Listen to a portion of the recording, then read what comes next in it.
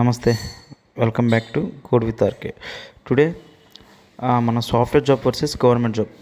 Software job బెస్టా, government job best అనే దాని గురించి ఈరోజు మనం ఈ వీడియోలో డిస్కస్ చేద్దాం.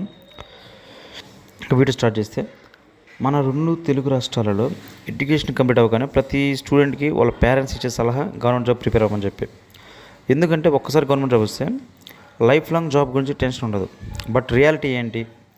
జాబ్ సాధించడం అంత ఈజీనా? గవర్నమెంట్ జాబ్ కోసం 5 years వెయిట్ చేస్తారా, లేదా 5 monthsలోనే ఒక స్ట్రాంగ్ స్కిల్ నేర్చుకొని సాఫ్ట్వేర్ జాబ్ తెచ్చుకుంటారా?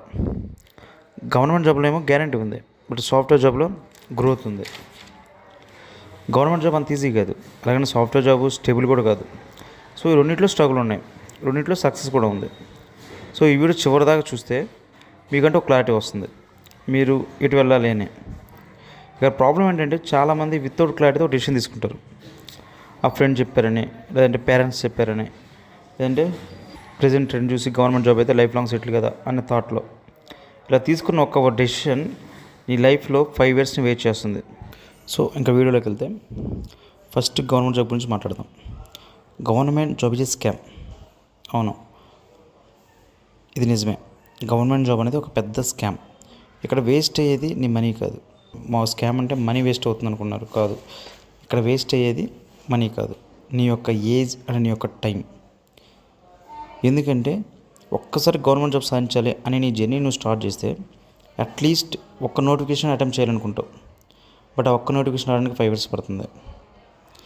అప్పుడే బీటెక్ లేదా డిగ్రీ కంప్లీట్ చేసి వచ్చిన తర్వాత, అంటే 22 years ఏజ్లో నువ్వు స్టార్ట్ చేసిన ఈ జర్నీ 30 years పడుతుంది నువ్వు అర్థం చేసుకోవడానికి, నువ్వు రాంగ్ సైడ్ వచ్చావని. ఇక్కడ చాలామంది గవర్నమెంట్ జాబ్ సైడ్ వెళ్ళడానికి కారణం మోటివేషన్. కోచింగ్ ఇన్స్టిట్యూట్ వాళ్ళు చెప్పే ఒక మాయ మాటలు, లేదా పేరెంట్స్ చెప్పే మాటలు, లేదా ఫ్రెండ్స్ సజెషన్స్, లేదా సొసైటీ ఇచ్చే రెస్పెక్ట్, వీటన్నిటి ప్రభావం నీ మీద పడి నువ్వు గవర్నమెంట్ జాబ్ సైడ్ వెళ్ళేలా మోటివేట్ చేస్తాయి. ఇక్కడ నీకు కావాల్సిన మోటివేషన్ కాదు, క్లారిటీ. ఎందుకంటే ఇది 100లో 1 ప్రయాణం కాదు, 1000లో 1 ప్రయాణం.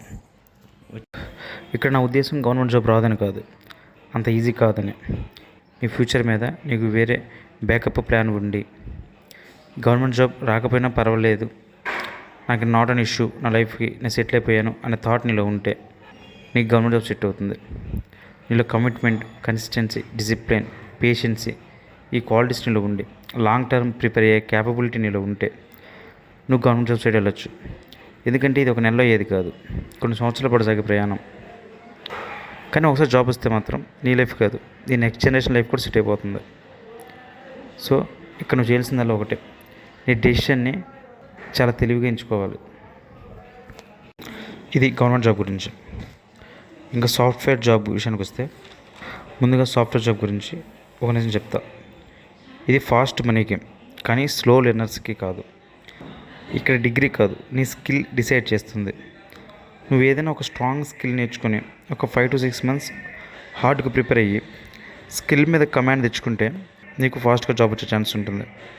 కానీ ప్రజెంట్ మార్కెట్లో ఫ్రెషర్స్కి జాబ్ వచ్చే అవకాశాలు తగ్గాయి. కానీ ఎప్పుడు ఇలా ఉంటుందని కాదు.